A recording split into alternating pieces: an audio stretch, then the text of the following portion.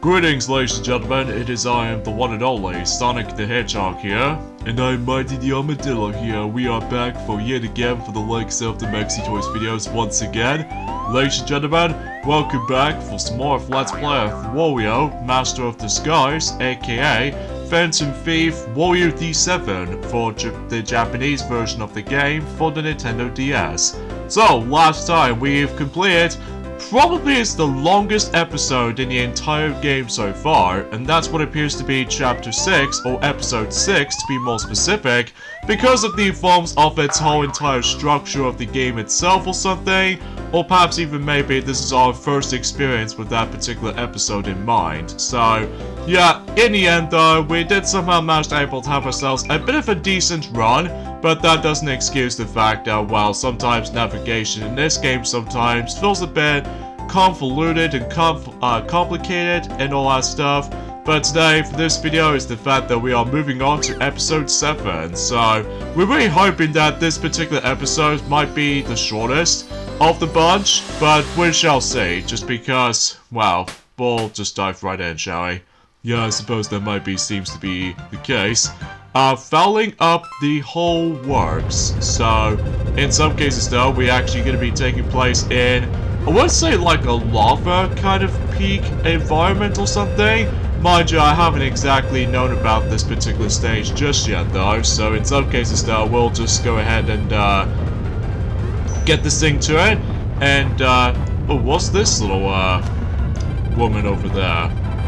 Well, I don't know about what her name was though, just because it's our first introduction to her anyway, so yeah, I suppose we're able to talk more about her until whenever we get to the later portion of the game, so yeah, let's not worry about that right now, because obviously we'll just about to get started with the forms of, actually kind of think about it, I think this entire environment itself is actually not too massive, all things considered, because if I recall correctly, it does kind of remind me of one of those segments, and not just by the forms of Sonic Boom, Shadow Crystal, but also Fire and Ice as well. But we'll see why whenever we get to that point. So, anywho, so a few things we want to explain for this point today, and that is the fact that today's date is of course the 16th of November today, in this case in 2022 today. So, first off, before you're able to actually mention about more details about other news or anything else to be more specific, yeah, happy 10th anniversary of the release of Sonic and All-Stars Racing Transformed for not only for the Xbox 360 but also PlayStation 3, and I think that's about it basically, aside from the Wii U version came out later, and during the forms of it the 18th of November, so, and that was actually, it's kind of my fault actually for able to actually not realizing that this entire water right there is actually filled to the brim of heat temperature, or in some cases lava, so yeah, that was totally my fault for able to actually just to go down there. So instead we have to go up, so, and that's what I get for able to deserving how much I hate this game. So anywho though, well, it's not to say that the game itself is not the worst game I ever played, it's just that it has some very questionable design choices compared to, you know, Wario Land, and especially noticeable with Wario World essentially, so that's the whole reason about it. So anywho, so let's get on with the forms of the another news discussions to make, and that is the fact that also during the forms of that specific time, that I suppose I completely forgot to mention about, or even Mighty has totally forgot to mention about this either, is the fact that first off, Rabbids Rumble, the 3DS game that I honestly forgot about, just because, well, Rabbids Go Home is essentially one of the greatest games ever, and aside from the fact that, well, relatively speaking though, we just somehow managed able to give up on Rabbids Party games for the time being, so because of this though, yeah, Rabbids Rumble just essentially becomes 10 years old recently, so because of that though, despite I do not know the game all that much though, just because, well, it's never really my cup of tea or anything, so because of that though, I might be biased when it comes to like, you know, anything else for that resides. So, and unfortunately, we still mess things up with this particular godforsaken Warriors Lights minigame again, just because every nowadays is the fact that they now start to include those specific hazardy thing in order able to avoid them or something, so... Oh god, don't tell me about the fact that we have to deal with this drawing minigame with 3 lasers to avoid. Yeah, I'm afraid so, mighty, because every nowadays it starts to get a lot tougher at this point in time, so... When it comes to difficulty of certain minigames, as far as I'm aware, so... And I think that pretty much does it. Perfect. So now we're able to get ourselves one of those upgrades in this game.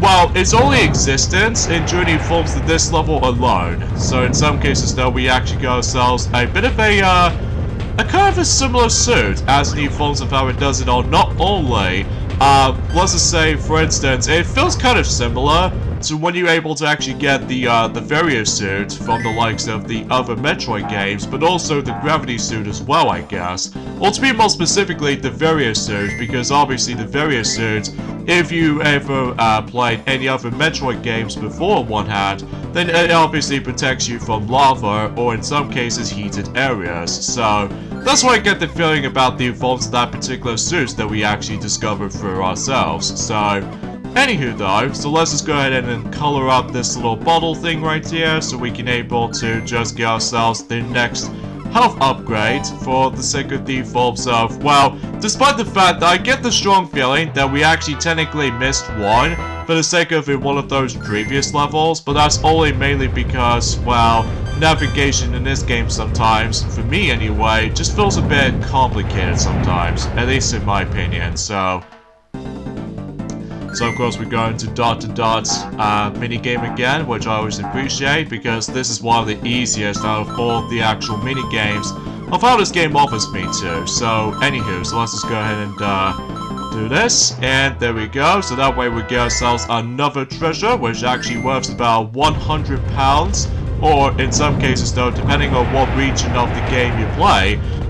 You know, in the American version it says dollars, and then the Japanese version just gets like a P symbol, which almost as far is going to be like a yen symbol, like, you know, with the Japanese currency and stuff like that. And I can assure to you, in the European version, I'm presuming anyway, that you're obviously able to stumble across the European euros symbol or something. So anyway, so since we got ourselves our suit with us, this means we can now able to actually just to swim deeper into the actual lava or something, which as a result, again, it does kind of feels a bit similar to the evolves of how it does it on oh, I just realized that cutscene never triggers whenever I stumble across there by complete accident if I somehow managed able to die there in the first place. So yeah, anyway, what Sonic was meant to say is the fact that this particular level right here, it feels kind of like a Metroid, kind of like, you know, with the forms of Norfair kind of environment or something. Like, you have to use the various suit type of item in order to able to survive under there, so yeah, I think that might be seems a suggestion by that point. So anyway, another thing I would like to explain is the fact that, well, better late than never, I suppose, when it comes to mentioning certain things like this. Happy 5th year anniversary of the release of Mario Party The Top 100. So, can't believe that particular game is now 5 years old recently, so as a result, despite it's now being outclassed thanks to the forms of, you know, Mario Party Superstars to be more likely the definitive Mario Party minigame compilation game out there now, just because of the forms of the inclusion of the online play, and as well as from that, bring back the classic board gameplay, and as well as from that though, individual space movements, and overall I think Superstars is definitely more superior over the likes of how it does in the top 100, because let me tell you, going back to the top 100 right now, oh god dang it, I was off by 1! Oh, that's so stupid. Hi. Okay, let's just talk about something else, shall we? So, anyway, I suppose another thing I would like to say is that, also during the forms of better late than never thing, I suppose, happy 3rd year anniversary of the release of Disney Plus. To be more specifically, I would say the North American's release of that particular service, because, well, despite I rarely use it most of the time, Although the only reason why I just somehow use it most of the time is to watch any of those Marvel films, basically. So that's the only reason why that we somehow managed able to actually rarely use Disney Plus these days. Although we did technically see some exclusive series as far as I'm aware.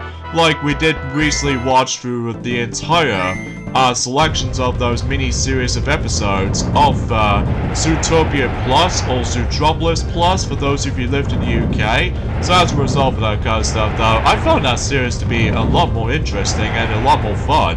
Because as far as I'm aware, it somewhat feels a bit more connective segments in between the actual Zootopia film than, well, in certain scenes or something. Well, mind you, it has been a very long while since I actually last watched Zootopia or Zootropolis, because it still is one of the greatest films ever, especially considering how the fact that that film is now, you know, 6 years old, and man, time flies all of a sudden, you know. Well, mind you, Sonic, I've not seen the film either, but even then though, well, you're probably not gonna tell me the spoiler elements to it though, because obviously I've not seen the film for quite a long time at this rate. Ah, dang it, I did the opposite coloring. That's totally my fault. That's fine, because we'll just keep trying anyway, and thus I get the strong feeling that we might be able to actually stumble across a bit of an upgrade to one of those disguised gems. So, because after all, we've already discovered the RT Wario upgrade as well as Cosmic Wario upgrade, so we can pretty much expect what's going to be up next for... Oh, and also with Genius Wario as well, when it comes to like upgrades and stuff like that. So I can see what this is going. I think this is more accurately the Captain Wario, you know, gem upgrade. So that's why I get the sense of feeling about that particular familiar shape. So, anywho, yeah, that's basically all there is to say. Another thing I would like to say, also, happy 1 year anniversary of the release of Pikmin Bloom. Despite the fact that I haven't exactly got to that game though, just because I don't feel like Pikmin Bloom doesn't count for its completionist when it comes to like the majority of the Pikmin games in my opinion though, just because it's all about bragging rights as well as like just, you know, just trying to able to hunt down for some flowers and all that stuff, so there's not much right to home about I guess, So as you can see, we can now able to actually use the directional pad or 4 face buttons in order able to take control of the actual submarine mode, which I will say, that will make things a lot more faster for you, for not just by the forms of trying to swim around in the forms of the actual underwater segments, but also lava stuff here and there. But also if you tap the actual touchscreen, you can able to actually activate those torpedo missiles. So that way, you can able to actually destroy, you know, all kinds of enemies there, and also save lives with those blocks. As you can see, that's how the fact that Sonic did somehow manage able to break most of those blocks anyway. So that way, we can able to actually get sense of progressioning. So, however though, if you go far deeper, then I believe that we do need to get another upgrade even there too. So either way though, let's just grab the next treasure chest here, so we can able to do, of course, reach the finish line before the time runs out syndrome by going for this entire path. Seriously, this is getting a little bit, I won't say old, but it's getting a bit repetitive every once in a while, because you come across exactly the same mini games as before, except with a bit of a difficulty spiced up kind of syndrome or something. So I might be biased, I guess, when it comes to likely for not knowing of what exactly all this is. So yeah, but this particular level, it does also remind me of something related to not only with Sonic Boom Shadow Crystal, but also Sonic Boom Fire and Ice, because you know with the forms of one of those segments, oh no, I'm almost gonna get hit. No! Oh shoot, I just realized, I think one of those enemies has stolen my suit. Oh, it's probably these fishies right there. Oh shoot, I'm almost gonna be dying, so I need to hurry this up.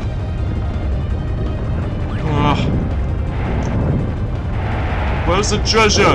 Oh, there it is. There's the treasure. Oh my god, I did not notice that was a thing. Like, every time whenever you get hit, or in some cases if that stupid white fish just somehow managed to able to steal one of your precious items, basically you lose it for a while until you're able to come across into another one of those purple chests. That's so stupid sometimes. But luckily we've got it back from the likes of that particular another purple chest as we come across it too, so that's something I guess. Although I need more hearts because obviously I'm almost going to be dying, so again. Well, thankfully there's one of them in there, so we'll just got to quickly obtain it, so... Anyway, because you know with the evolves those particular submarine segments in Sonic Boom games on the 3DS, where basically those the fact that you have to navigate with Tails' submarine, not able to get one of those collectibles throughout the game, like blueprints or something. Oh yeah, I do know that actually, because as far as I can usually tell from the start though, that well, despite how the fact that in Shadow Crystal just managed to make things a lot more tedious, because obviously with this large level layout or anything else to be more specific, but compared to Five Nights though, that makes it like a separate additional level, or in some cases a separate optional level of any sorts. So yeah, take this, you stupid white fish. Anyway, yeah, I suppose another thing I would like to explain about this also is that, relatively speaking, that when it comes to the Splatfest, as far as the final results goes, that you know how the fact that recently we've got ourselves the second Splatfest, which involves around in a crossover between Splatoon and Pokemon, to be more specifically with the celebration of the release of Pokemon Scarlet and Violet is coming. Like, not long now actually, because we only got about 2 more days to go until that particular game is going to come out. And yeah, let me know in the comments down below for the question of the day. Which one of the versions of Pokemon Scarlet and Violet are you interested in buying? You can either get either Scarlet or Violet. Now, for what I've heard on the Amazon website page, that basically though is the fact that apparently, oh jeez, I'm almost gonna get hit right there, but that's okay because we somehow made it to the purple chest again. So I get the strong feeling that we'll get ourselves a bit of a stronger version of that particular suit that we've got. So that could be the answer to the solution. So this dot thing, and yep, there it goes. So that way we can now able to go through even more hotter stuff than ever before. So thankfully we don't need to worry about the evolves of taking damage, although the only thing I'm truly worried about is of course the stupid white fish enemy, because otherwise you see that right then a couple of minutes ago, that again, if the white fish just somehow managed able to get in contact with you, basically he try to steal one of your item power-ups, and then you have to able to grab a new one again until God knows what is. So anyway, because anyway, from what I've heard from the likes of the evolves of the Amazon website page, that apparently that Pokemon Violet version of the game is actually getting a lot more popular when it comes to best-selling numbers, as far as I'm aware. I think it's pretty obvious because the Violet version does manage to contain the most uniquest legendary Pokemon, because it almost acts like a motorcycle or a bike of any sort, which is always like a total appreciation, because unlike Scarlet, all it does is just simply I don't know what you would call it per se though, just because I do not know anything about Gen 9 as a result, but either way though, that's far as saying goes. So anyway, so the actual results so far for the actual Splatfest, despite it's already been over, that apparently Team Water is the actual winner victory. So apparently though, when it comes to Grass and Fire, has not got the majority vote at all. So yeah, that seems interesting to say the least, but surely it might be seems something. So oh yeah, speaking of Pokemon actually, despite the fact that it's never been released in the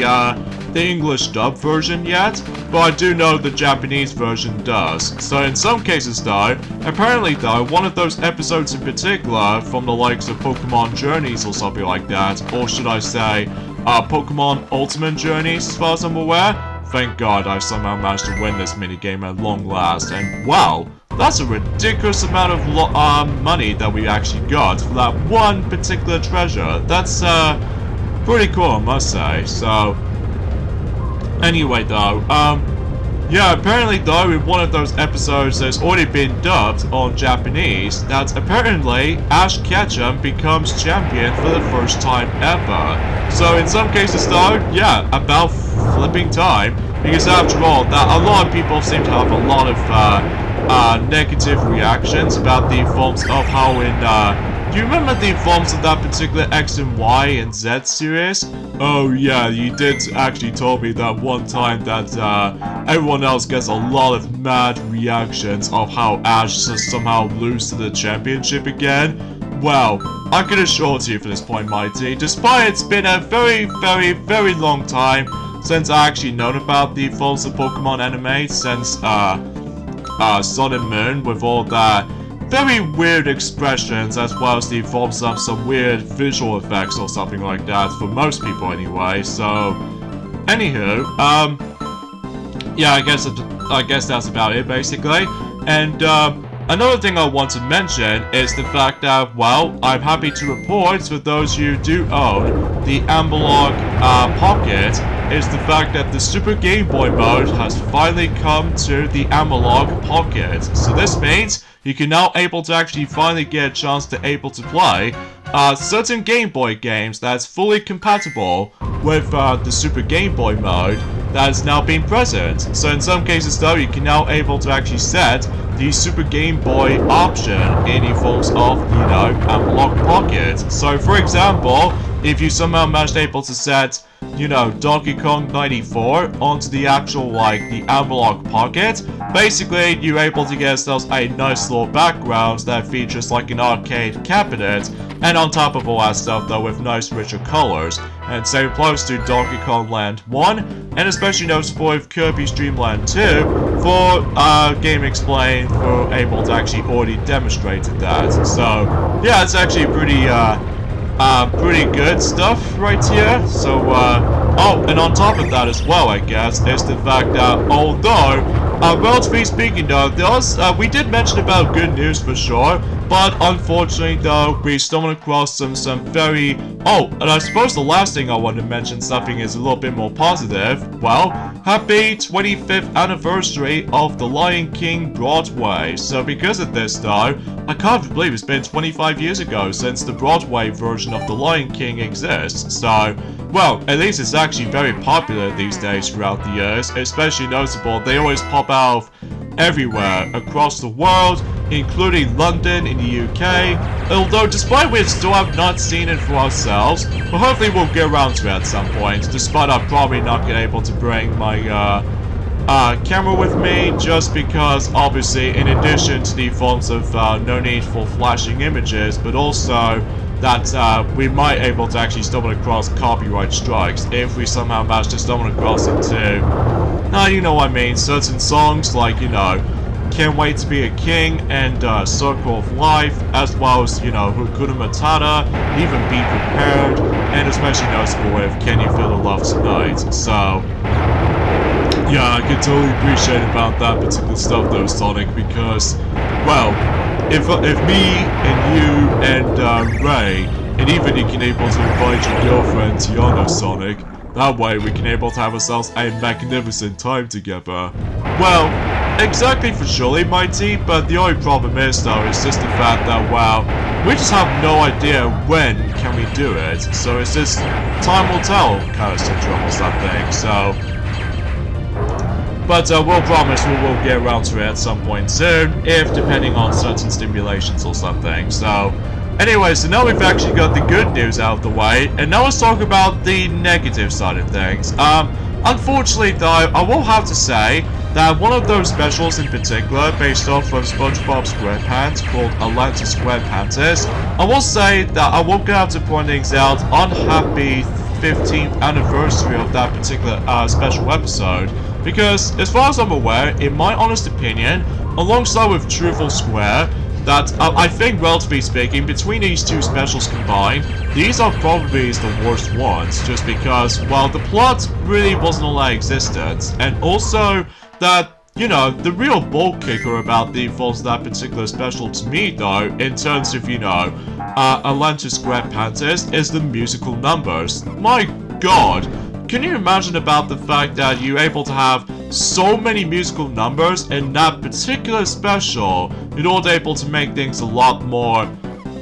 Well, I don't know about you, because it's been a very long time since I actually last seen that particular special, just because, honestly, I really don't care about that special episode, just because, well, nothing really stands out to me, aside from, well, the visuals do look interesting to say the least. Like, I do know for a fact, for one thing, that I do really enjoy the video game 8-bit montage with Sandy Cheeks, because obviously she's almost like a tech wizard, or tech witch for that matter, or tech squirrel, I don't know what you call it. But anyways though, because I do know for a fact that they did reference something, like, I would say Puzzle Bubble, or Dr. Mario, or something like that, because I almost first thought that whenever I first saw that scene as a kid, I almost first thought that she transported into Dr. Mario game, but it turns out it was actually Puzzle Bubble or something, so I guess that makes it pretty obvious, I guess. So despite not knowing that particular special all that much though, but in comparison to Truthful Square on the other hand though, that was an entirely different story. Well, despite the fact that it did came out during the 10th anniversary of the series, which I will say that is probably the weakest anniversary in terms of SpongeBob related episodes, because I will say that the recent one, during the course of it in 2019, is probably the best one. Just because of not only if we're able to celebrate the 20th anniversary, but the actual plot and all that stuff though is a lot more interesting in comparison to somewhat of a dragged out scenes in Truthful Square, and some of the actual what-if scenarios doesn't make that much sense, but either way though, I might be biased I guess, so... Anyway, so that's pretty much as far as I can say about that particular... In my honest opinion, one of my second least favorite SpongeBob special episodes, for sure, just because of how underwhelming that is. And on top of all that stuff though, unfortunately, Kevin Conroy, who actually plays as Batman, that he sadly passed away due to the forms of cancer. Oh shoot, no! I know, right? It's pretty sad, especially because he is without doubt one of the greatest Batman voices of all time. That he did a voice of the forms of not only, I would say, cartoons, but also he did a voice of the Batman Arkham games between, I would say, Arkham Asylum, alongside with City, and Origins, and of course, Night. So... And ever since then, we have not seen new Batman Arkham games at some form or another since, well, Arkham Knight for not only on PlayStation 4, but also Xbox One and PC Steam. So, which I could imagine about the fact that I don't think there's going to be a Nintendo version of that particular game. So, because obviously, the only time that Nintendo do somehow release something related to Batman Arkham games is, of course, Arkham City Armored Edition on the Wii U, and on top of all that stuff though, Origins alongside with Origins Blackgate for, well, for the Wii U and the 3DS as far as I'm aware. Well, despite the fact that I haven't exactly known all these games all that much though, because, well, whoa, that's a ridiculous amount of money that we actually got through with that treasure as well. Seriously, we might as well be rich by then. So, I think I won't have to admit it though right away, despite the actual stupid white fishes as you saw, I think this is easily one of the greatest levels ever in my opinion, just because, well, usually relatively speaking though, it doesn't require a lot of backtracking, which I think is actually a good plus in my book, and on top of all that stuff though, it's actually rather open-ended, and it does feel rewarding for able to explore certain areas. I actually had a lot of fun with this level, especially because, well, it's nowhere near as, like, dragged on, or especially noticeable, it's nowhere near as frustrating as, episode 6, alongside with the forms of any other levels of the game so far. So, and also I still find the music in this game to be super forgettable, especially because, just like Shadow the Hedgehog, that sometimes the music itself is nowhere near as perfect, at least from my experience anyway, so... But I digress, so we'll just go ahead and move on, but before we move on, then we just go ahead and save my game, just because, well, at this point in time, I really don't want to able to lose my entire progressioning again. Although, thankfully for treasures-wise, it's been saved, so at least that's something to able to get a hold of, I guess, so... But I digress. So, here we go on to this next boss, and ugh. Why is he able to actually spew out water out of his nose? I mean, that's just gross, man. Although, that's to be expected, it's just Wario humor or something, so... Anywho, though, oh yeah, something's worth mentioning as well, that one of those newer specials called the Title Zone, apparently that particular special episode of SpongeBob is actually going to get delayed until early next year in 2023. Although concept-wise, it looks kind of interesting because as far as what I saw, the actual image throughout the entire episode, that is everything else a little bit more futuristic approach. So, I'm actually very curious to see how that's going to be checked out, but we'll just see what happens in due time, so... Anyways, here we go with this next boss fight right here, and this boss is known as Parvatronic Lava Chomper. So in some cases though, you have to do a lot of combinations of the forms of this boss fight. So for instance, we need to take down those statues, as you can tell, that is somehow managed able to block the actual, like, you know, think of like empty out the entire bath per se. But ultimately speaking though, we need to destroy these specific stuff as you can see on screen. And after a once in a while though, we need to able to... Well, I'm not exactly sure how do I explain this though, but I'm sure that we'll let the footage speak for itself when it comes to dealing with this boss fight a lot easier. Oh yeah, I should probably also mention about this actually is the fact that, did you know, Mighty, that we're actually going to be doing double Wario games for the sake of the majority of this month so far. Like, mind you, that Gianna, she's working on one of the greatest Wario games ever, whilst for you and I have to deal with the bad one. So it's like a 50-50 between both of those Wario games we're going to be tackling through, so... Kind of a weird scenario, I guess. And what's even weird is that they're both on the DS, so we have to use the touchscreen a lot of times, so... Well, for Wario When Touched, I get it because of the forms of unique selling records for that, or unique selling points throughout the majority of the game is all about touchscreen controls. Whilst in here though, it just doesn't work all that much though, I must be honest right here, so but otherwise, regardless of everything else what I've said, that this boss is actually not too bad.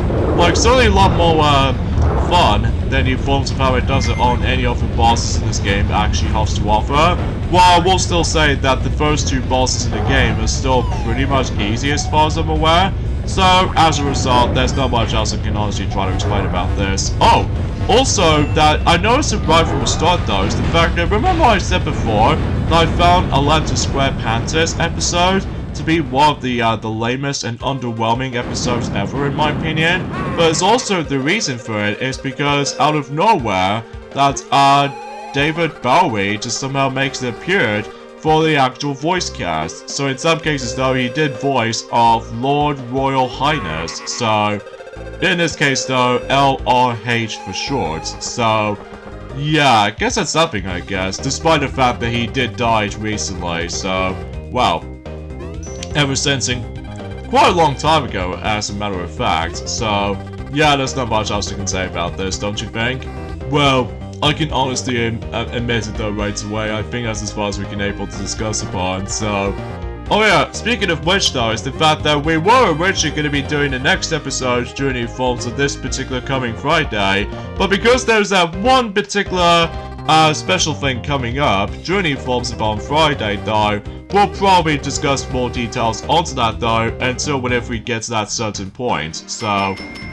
There we go, chapter 7, or should I say episode 7, is being fully completed, and I have to say that that level's actually pretty good. Like, certainly way up there than any forms of how it does it on the majority of the levels in the game in my opinion, just because it cuts straight to the point, and also because, well, despite the fact that I stumbled across this unexpected death by complete accident, but it's totally my fault. So in this case though, it's nothing to do with the game itself, well, sometimes anyway. Anyway, that's not much else I can say about this basically, so I've already explained about quite a lot of things, although we were originally going to be able to try to mention something more related to Mario Kart Tour again, but I think we should probably save that up and do it at some point until next week, so because obviously we've already explained about quite a number of things for this point today, so but we'll promise you guys we will get around to it at some point, despite, well, still playing the game and had a lot of issues with the game, like a lot of times, so it has to be expected by that point, so but yeah, everything else goes all fun and dandy and everything, and of course that we actually stumbled across even more enemies in the past, even though despite the fact that we actually missing quite a lot of enemies in the past few levels ago, but let's not worry about that right now, just because, well, I just don't seem able to go back into those particular stuff, I guess. So, oh, by the way, with that crown symbol, as you saw on the bottom right corner of that particular page, that actually represents how much money you've got, and also the title of the actual how much money you've got, which is hard to explain really, but I think we'll talk more details about that until whenever we get to the next video. So, anyway, so with that being said though, we'll get endings off here, so join us next time for more of Let's Play of Wario, Master of Disguise. It's the fact that we'll move on to episode 8, so, and as we said before, there may be a bit of a delay there, so we'll see you guys until on Monday. Yeah, later dudes, see you guys then.